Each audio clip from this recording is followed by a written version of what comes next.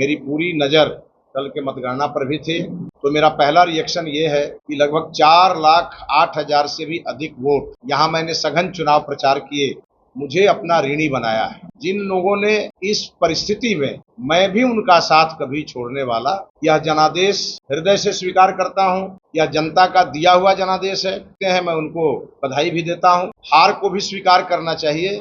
NDA प्रत्याशी मिथिलेश तिवारी ने जनता को संबोधित करते हुए सबसे पहले सुधाकर सिंह को धन्यवाद और बधाई दिया। उसके बाद बक्सर की जनता को तहे दिल से शुक्रिया अदा किया और बोला कि मैं बक्सर का ऋणी हूँ, मैं बक्सर को छोड़ नहीं सकता, मैं बक्सर को भुला नहीं सकता, मैं बक्सर का कर्जदार हूँ। सुधाकर सिंह पे हमला बोलते हुए कहा कि मैं बक्सर को बनारस बनाने का सोचा था, लेकिन अब राजद प्रत्याशी सुधाकर सिंह अब इसे अमेरिका और लंदन बनाएंगे। और देखिए उन्होंने क्या कहा। देश में लोकसभा के चुनाव की तैयारी चल रही थी।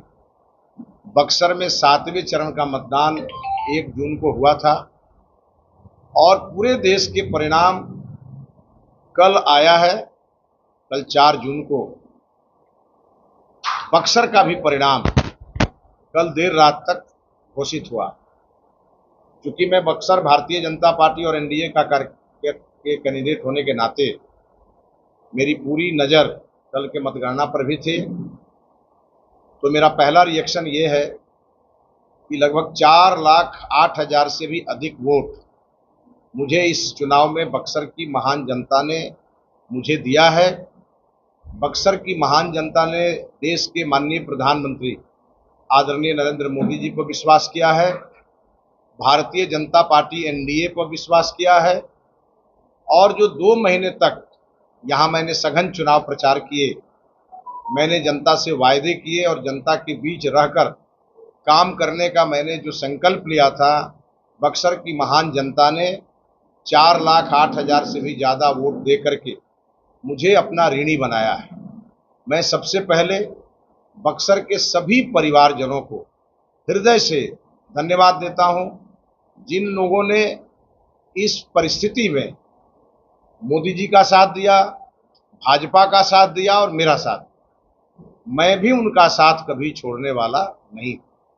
यह जनादेश हृदय से स्वीकार करता हूं। यह जनता का दिया हुआ जनादेश है और इस जनादेश का मैं सर झुका करके सम्मान भी करता हूं। जो इस चुनाव में जीते हैं, मैं उनको बधाई भी देता हूं। यहाँ से सुधाकर सिंह जी जो इंडी गठबंधन के उम्मीदवार के रूप में जीते हैं, उनको मैं हृदय से बधाई देता हूं। चुनाव में हार जीत होती रहती है, हार को भी स्वीकार करना चाहिए और जीत पे इतराना भी नहीं चाहिए। ये मैंने दीनदयाल जी से सीखा है, मैंने अटल बिहारी वाजपेयी जी से सीखा है और मैंने मोदी जी से और भारतीय जनता पार्टी से मैंने सीखा है। और इसलिए तनिक भी मन के अंदर न कोई उदासी है, न मन के अंदर कोई घबराहट है और न मन के अंदर कोई थकान है। इसलिए पूरी तरह से निष्ठा के साथ, ऊर्जा के साथ और अपने सभी कार्यकर्ताओं के साथ बक्सर की सेवा 5 साल, जब तक अगला चुनाव नहीं आ जाता तब तक बक्सर के कार्यकर्ताओं के साथ मिलकर के बक्सर की जनता का सेवा करूंगा और खुट्टा गाड़ करके इस बक्सर में बक्सर के हर गलत काम का विरोध करूंगा। क्योंकि मैं यहाँ विपक्ष में हूँ, जो जीते हैं वो सत्ताधारी दल के सांसद कहे जाएंगे और मेरी अपेक्षा होगी। मैंने बक्सर को बनारस बनाने का संकल्प लिया था। यह संकल्प कुछ दिनों के लिए जरूर टल गया, क्योंकि मैं सांसद होता तो मैं तुरंत इसके लिए पहल करता। अब चूंकि मैं सांसद नहीं हूं, पार्लियामेंट में नहीं बैठ सकता, मेरे पास सांसद का लेटर पैड नहीं है, इसलिए बक्सर को बनारस बनाने का जो मेरा सपना था वो थोड़े दिनों के लिए रुक गया। लेकिन बक्सर को लंदन बनाने वाले लोग, बक्सर को अमेरिका बनाने वाले लोग, जो राष्ट्रीय जनता दल के उम्मीदवार ने अपने चुनाव में ये वायदा किया है कि वो बक्सर को अमेरिका और लंदन बनाएंगे, मैं इंतजार करूंगा कि वो बक्सर को अमेरिका और लंदन जैसी बक्सर बना करके दें। यदि उन्होंने बक्सर को लंदन और अमेरिका बनाया तो अगले चुनाव में मैं उनका भी समर्थन करूंगा। इसीलिए मैं हर हाल में चाहता हूं कि बक्सर का विकास हो, बक्सर में अमन शांति और चैन रहे और बक्सर आगे बढ़े, क्योंकि बक्सर एक सामान्य लोकसभा नहीं है। बक्सर देवी देवताओं की पुण्य भूमि है, ऋषि महर्षियों की तपस्या स्थली है प्रभु श्री राम की ज्ञान स्थली है और हमारे महान तपस्वी विश्वामित्र जी की तपोस्थली है। और वामन भगवान ने इस धरती में अवतार लेकर के इस धरती को अवतारी भूमि एक तरह से घोषित किया है। इसलिए मैंने अपने जितने मेरे संकल्प थे उन सभी संकल्पों को जनता के सामने रखा था। मुझे इस बात के लिए मलाल रहेगा कि जिस समय ये राम वर्ष था और जिस समय यह चुनाव हुआ, ये राम काज के लिए चुनाव था।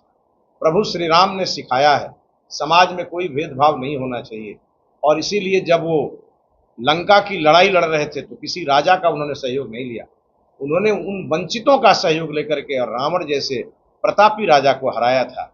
और प्रभु श्री राम ने सिखाया, रावण बड़े ही पराक्रमी राजा था, ब्राह्मण था, लेकिन देश के किसी ब्राह्मण ने रावण की पूजा नहीं की। देश के सभी ब्राह्मणों ने राम की पूजा की, और यही हिंदू और यही सनातन धर्म का कर्तव्य भी होता है। मैंने बक्सर में ये महसूस किया कि बक्सर में राष्ट्रवाद जातिवाद के कारण हार गया। मैंने बक्सर में महसूस किया कि बक्सर का विकासवाद कहीं न कहीं क्षेत्रवाद के कारण और कहीं न कहीं परिवारवाद के कारण हार गया। मैंने बक्सर में महसूस किया झूठ की ऐसी फसल यहाँ बोई गई थी, चाहे वो अश्विनी चौबे के बारे में प्रचारित किया गया हो कि वो यहाँ पर एम्स ले आए थे और एम्स भागलपुर चला गया, जो पूरी तरह से कोरा बकवास था, झूठ था। और यह झूठ किसी और ने नहीं, राष्ट्रीय जनता दल और उनकी बी टीम निर्दलीय प्रत्याशी ने फैलाया।